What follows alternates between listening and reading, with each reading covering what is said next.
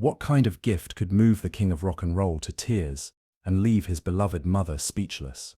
For the millions who adored Elvis Presley on stage, his legend was built on hip-shaking performances, chart-topping hits, and the frenzy of screaming fans. But behind the blinding lights and roaring crowds was another story, an intimate, deeply human story of a son and his mother, bound by love, sacrifice, and gratitude.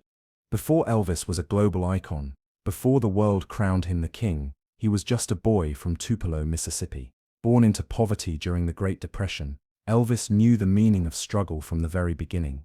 His family lived in a tiny shotgun house, just 2 rooms, no luxuries, no certainty about tomorrow. But in that little home, what they lacked in wealth, they made up for in love. And at the center of that love was his mother, Gladys Presley. Gladys was not just a mother to Elvis, she was his anchor, a protective figure who worked tirelessly to shield him from the world's hardships. She gave him comfort when the weight of poverty grew heavy. To Elvis, she was more than a parent, she was his safe place, his source of strength. And as his fame began to rise, her presence reminded him of who he truly was, long before the stage lights came. The mid-1950s marked a turning point. Elvis, once the quiet boy from Tupelo, was now climbing the ladder of stardom. His voice, both tender and electrifying, captured the attention of the world. Record deals, tours, adoring crowds. Suddenly, wealth and fame replaced the hunger and struggle of his past. Yet, amid the whirlwind of success, one thought pressed on his heart. He had promised himself that if he ever made it big, the very first person he would give back to was his mother. But what could he possibly give to the woman who had given him everything? Money, clothes, jewelry, none of it could measure up to the sacrifices she had made. Elvis longed for something deeper, something that would honor her in a way words never could. And so he began to dream of a gift, something so powerful, so meaningful, that it would capture the essence of his love for her, something that would lift her out of the shadows of poverty forever. That gift, when revealed, would not only leave Gladys Presley without words, but would also etch a chapter into Elvis's legacy that had nothing to do with music and everything to do with love. This is not the story of a star buying a house. This is the story of a son keeping his promise, of a gift that transformed his mother's world, and of a moment so pure that even Elvis Presley, the man who seemed larger than life, was reduced to tears. Because sometimes, the greatest legacy is not built on fame or fortune, it is built on love. To understand the magnitude of Elvis's gift, one must first step back into the world that shaped him, a world defined not by glitz and glamour, but by struggle and survival. Elvis Aaron Presley was born in 1935 in Tupelo, Mississippi, into a family that knew more about hardship than prosperity. His father, Vernon, struggled to find steady work, and his mother, Gladys, often carried the weight of the family's survival on her shoulders. Their home was no mansion. It was a modest 2-room shotgun house, built by Vernon and his brother. Walls thin enough to let the cold seep through, floors worn from use, and furniture scarce. Poverty was not just their reality, it was their constant companion. But in the midst of that poverty, something far more powerful thrived: love. Elvis would often say that his bond with his mother was unlike anything else in his life. Gladys was protective, sometimes fiercely so. She had nearly lost Elvis as an infant. His twin brother Jesse was stillborn, and that loss only deepened her attachment to her surviving child. To her, Elvis was not only her son, he was her miracle. And to Elvis, she was everything: his confidant, his comfort, the person he turned to when the weight of the world felt unbearable. In their tiny home, Gladys worked tirelessly to instill values of humility and gratitude. She raised Elvis with a strong sense of faith, a belief that no matter how little they had, they still had each other. And for a young boy growing up with so little, that sense of togetherness was priceless. "We were poor," Elvis would later recall, "but we never felt poor at home." Those words reflected the truth of his upbringing. Poverty did not define them, love did. As Elvis grew older, the family moved to Memphis, seeking better opportunities. But even there, life was not easy. Vernon's struggles with employment continued, and Gladys often worked long hours at sewing and odd jobs just to put food on the table. Yet she never once complained. To her, every sacrifice was worth it if it meant giving Elvis a chance at something better, and Elvis never forgot that. By the early 1950s, that something better began to take shape. A young Elvis, shy and unassuming, recorded a song at Sun Records for his mother. What started as a simple act of love, a boy wanting to gift his mother with a recording, ignited the spark of a career that would change music forever. Before long, Elvis's voice was sweeping through radio stations, his style shocking some, enchanting others, and captivating the youth of America. The Presley family, once struggling to make ends meet, suddenly found themselves at the edge of unimaginable success. But fame was a double-edged sword. For Elvis, the adoration of fans was intoxicating, yet it came with the burden of expectation. For Gladys, however, fame was overwhelming. She was a woman who had lived in obscurity, who had spent her life working quietly to survive. Now the spotlight that shined on her son also fell, in part, on her. Crowds gathered wherever Elvis went. Reporters wanted to know about his personal life, his family, his roots. Gladys often felt out of place in that world of glitter and cameras. She loved her son's success, but she longed for the simplicity of their old life, a life where she and Elvis could walk unnoticed, side by side. Still, through every performance and every achievement, Gladys remained Elvis's anchor. When the noise of the world grew too loud, he turned back to her. And though he now had wealth, cars and fame, one thing weighed heavily on his heart: the desire to repay his mother for every sacrifice she had made. He had seen her go without food so he could eat, work long hours so he could focus on his dreams, and carry burdens no child should ever see their mother bear. And so Elvis dreamed, not of records sold or awards won, but of giving his mother something that would change her life forever, something that would lift her from the shadow of hardship and into a world of comfort and peace. He wanted to give her more than money or material possessions. He wanted to give her dignity, security, and joy. In those early years of success, as the crowds screamed and the world crowned him the new voice of a generation, Elvis's thoughts often drifted back to that little house in Tupelo and the woman who had given him everything. Fame might have belonged to the king, but gratitude belonged to the son, and it was only a matter of time before he would find the perfect way to turn that gratitude into a gift that would leave his mother utterly speechless. By the mid-1950s, Elvis Presley was no longer just a name whispered in Memphis clubs. He was a sensation sweeping across America. His face appeared in magazines, his songs climbed the charts, and his shows drew crowds that left venues trembling. Yet, with every scream of adoring fans came an echo of conflict. Fame was exhilarating, but it carried a cost, and for Elvis, that cost often meant less time with the woman who mattered most, his mother Gladys. Gladys was proud, no doubt, but the glare of the spotlight unsettled her. Reporters lingered outside their modest home, photographers snapped pictures of her in simple house dresses, and strangers shouted Elvis's name in the streets. For a woman who had known nothing but quiet struggle, this sudden attention felt unnatural. She once confided to a neighbor, "I am happy for Elvis, but I do not belong to this world." That truth weighed heavily on Elvis. He wanted her to feel pride, not pressure.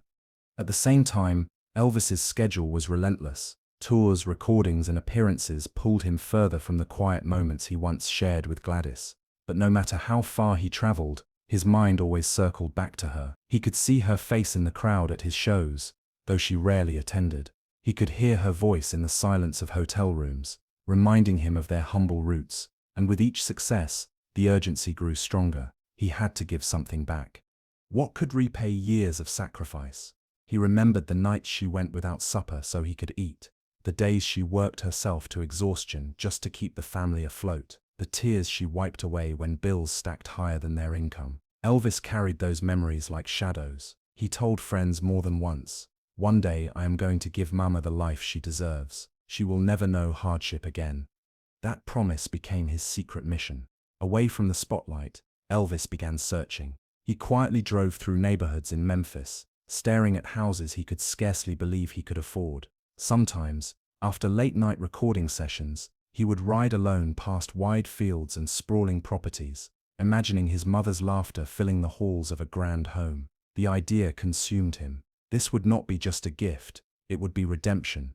But secrecy was essential. Elvis told no one at first, not even Gladys. He made discreet inquiries, asked trusted friends to help him look at properties, and carried a kind of boyish excitement beneath the weight of stardom. "Something big is coming," he teased to a cousin, though he never revealed what. Those close to him noticed a shift in his demeanor. Behind the public smile and electrifying performances, there was a private determination, a light in his eyes when he spoke of his mother. Meanwhile, Gladys's health was beginning to decline. Years of poverty had taken their toll, and the stress of Elvis's fame only deepened her exhaustion. She worried constantly, fearing for his safety in the wild crowds, praying for his well-being on grueling tours. Her heart, once so strong, now seemed fragile. Elvis noticed. He watched her tire more quickly, her laughter fading into silence after long days. It pained him deeply. If ever there was a time to fulfill his promise, it was now. Friends recalled moments when Elvis would slip into quiet reflection, his usually vibrant energy replaced with stillness. He would stare at the ground, almost whispering to himself, "Mama deserves better. I am going to make sure she gets it." These were not the words of a superstar.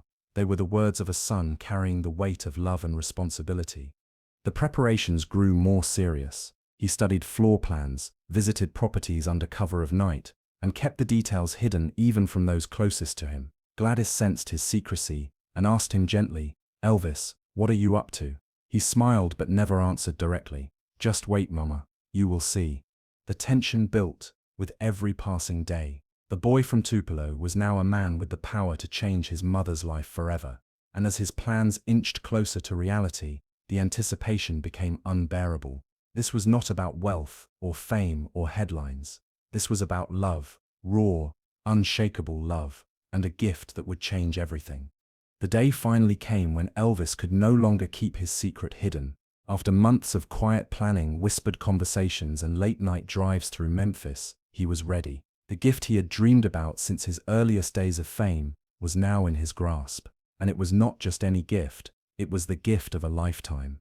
The setting was Memphis, Tennessee, 1957. Elvis had found it, a stately home that seemed to rise out of the rolling green fields like a promise fulfilled. Its white columns, sprawling lawns, and dignified presence stood in sharp contrast to the shotgun house of his childhood. This was Graceland, not just a home but a symbol. It represented security, peace, and a permanence that Elvis desperately wanted his mother to feel. For Gladys, who had spent her life worrying about rent, bills, and survival, Graceland would be freedom. The moment of revelation was as dramatic as any stage performance. But this time, the audience was just one woman, his mother. Elvis brought her to the property, his excitement barely contained. As they approached the gates, Gladys looked around, confused. "Whose house is this, Elvis?" she asked, her voice soft but uncertain. Elvis smiled, the kind of smile that comes from both pride and love, and said, "It is yours, Mama. This is for you." For a moment, Gladys could not speak. Her eyes widened, her breath caught in her chest, and tears filled her eyes. She stared at the home before her, unable to process the enormity of what her son had just done. To go from a life of poverty, patching clothes, scraping together meals, worrying over every penny, to this, it was beyond anything she could have imagined. "No, Elvis, no," she whispered, shaking her head as though refusing to believe it. But Elvis took her hand firmly and said, "Yes, Mama, you do not have to worry anymore. This is where you belong." The weight of the moment overwhelmed them both. Gladys wept openly, her tears falling freely as she clutched her son. Elvis too was overcome. This was not the proud swagger of the king of rock and roll. This was a son, crying as he fulfilled the promise he had carried in his heart for so long. Witnesses to that day recalled that Elvis himself was reduced to tears, real, unrestrained tears of love and relief. Inside, the house was everything their family had never had. Spacious rooms, grand staircases, a kitchen filled with abundance. Gladys walked slowly through the halls, her hands brushing against the walls as if to confirm it was real. She marveled at the space, at the beauty, at the security. For once in her life, she did not have to wonder if there would be food on the table or a roof overhead. For once, she could rest. The contrast between then and now could not have been sharper. Not long before, she had lived in a two-room house where every storm rattled the windows and every bill threatened their stability. Now she stood in a mansion that was hers, paid for by the son she had sacrificed everything to raise. Her speechlessness in that moment became the ultimate expression of love and gratitude. For a woman who had always put Elvis before herself, to receive such a gift left her without words. For Elvis, that moment marked a transformation. Yes, he was a performer. Yes, he was a star. But standing in that house, holding his mother's hand as tears streamed down her face, he was simply a son who had kept his promise. "I told you, Mama," he said quietly. "I told you one day I would take care of you." And in that instant, the boy from Tupelo became more than a star. He became the living embodiment of loyalty, love, and devotion. Graceland would later become a symbol recognized around the world, visited by millions of fans. But in that first moment, it was not a tourist destination. It was not a landmark. It was a son's gift to his mother, a gift born from love, sacrifice, and gratitude. And for Gladys Presley, it was the happiest day of her life. For a brief and shining moment, Graceland was everything Elvis had hoped it would be.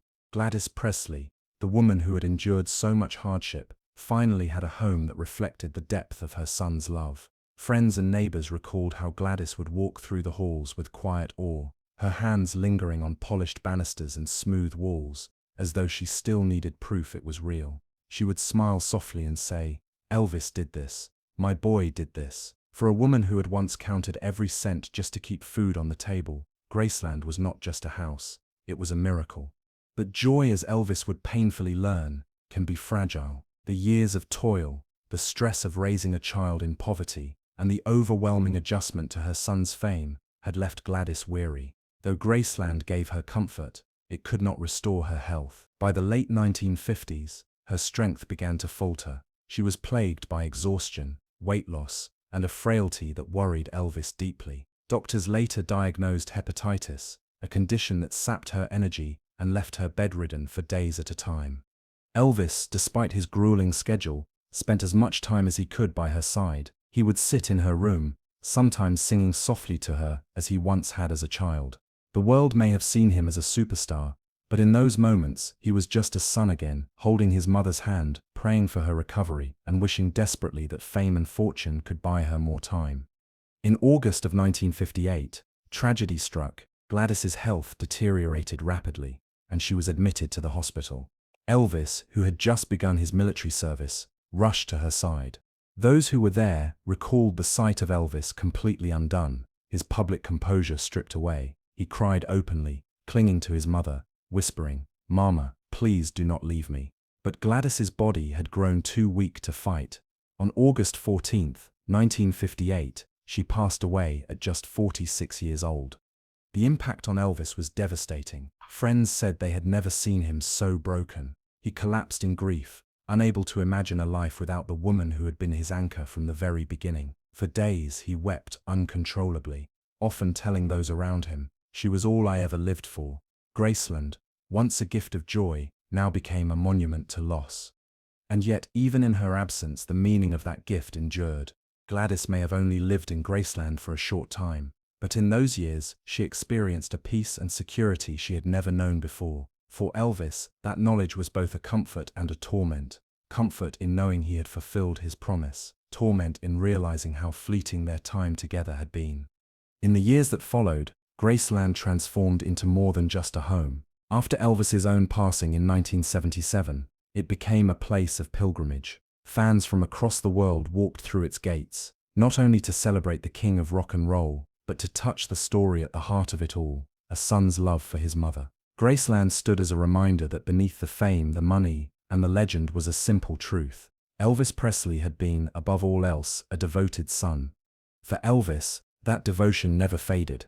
He often spoke of his mother with reverence, carrying her memory like a shadow that never left him. In interviews, when asked about his success, he would humbly redirect the credit to his parents, particularly Gladys, whose sacrifices had made his journey possible. The mansion he gave her was more than a home.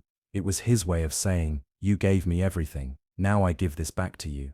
And so, while millions remember Elvis for his music, his charisma, and his cultural impact, the heart of his story rests quietly at Graceland. It is the story of a gift that spoke louder than any song, a gesture that captured the essence of gratitude, and a love that still echoes through the walls of that Memphis estate. Gladys may have left too soon, but in those final years, she lived in the comfort of her son's devotion. That perhaps is Elvis's truest legacy, not the fame, not the records, but the simple, profound act of a son keeping his promise. Elvis Presley's life was filled with unforgettable moments, iconic performances, chart-topping hits, and a legacy that continues to shape music decades later. But among all the triumphs and tragedies, one story stands apart. It is not about fame or fortune. It is not about the stage or the screaming fans. It is about a boy from Tupelo who made a promise to his mother and kept it. The gift of Graceland was more than bricks and mortar. It was a declaration of love. It was Elvis telling his mother, "Your sacrifices were not in vain. Every struggle, every tear, every moment you gave up for me, I remember, and I will honor you." For Gladys Presley, who had lived in the shadow of hardship, that mansion was more than a house. It was peace. It was dignity. It was a son's heart made visible in the grandest way possible.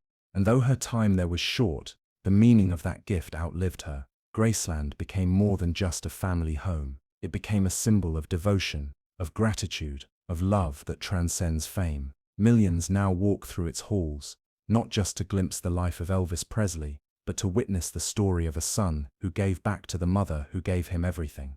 The lesson is universal. No matter how high one rises, no matter the wealth, success, or acclaim, the truest measure of a life is not in what is gained, but in what is given. Elvis Presley gave the world his music, but to his mother, he gave something far greater, his heart. For those watching, this story is more than history. It is a reminder of the people in our own lives who have sacrificed, who have stood by us, who have carried us through struggles we might not have survived alone. Gratitude is not always measured in grand gestures, but in recognition, in kindness, in love returned. Elvis's story challenges us to reflect: what promises have we yet to fulfill? What gratitude have we yet to express? Perhaps it is not about buying a house or giving a fortune. Perhaps it is as simple as a phone call, a word of thanks, or a moment spent with those who have given us everything. Because in the end, the greatest legacies are not etched in headlines or monuments, but in love, the kind of love that endures long after we are gone. So now I ask you, what is your Graceland? How will you honor those who shaped your journey? Share your stories in the comments below, because these are the stories that matter most. Elvis Presley gave the world music, but to his mother, he gave something even greater, his promise fulfilled. And that, above all, is why his legacy will never fade.